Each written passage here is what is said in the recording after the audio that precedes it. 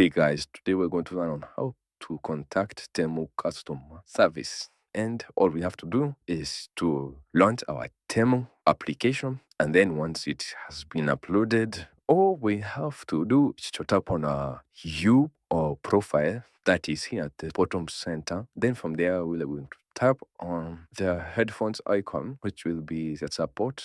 And it will give us articles that will help on the type of issue that we're experiencing. It may be return and refund, product and stock, managing my account, payment and promotion. And then from here, if the articles that have been presented on this page are not helpful, we can tap on the contact us and it will take us to another page in which we'll be able to contact the virtual assistant of Temu, and you're going to tell them the type of an issue that you are currently experiencing. And thank you guys for watching this video. Please do like, share, and subscribe, and I'll see you guys on the next video.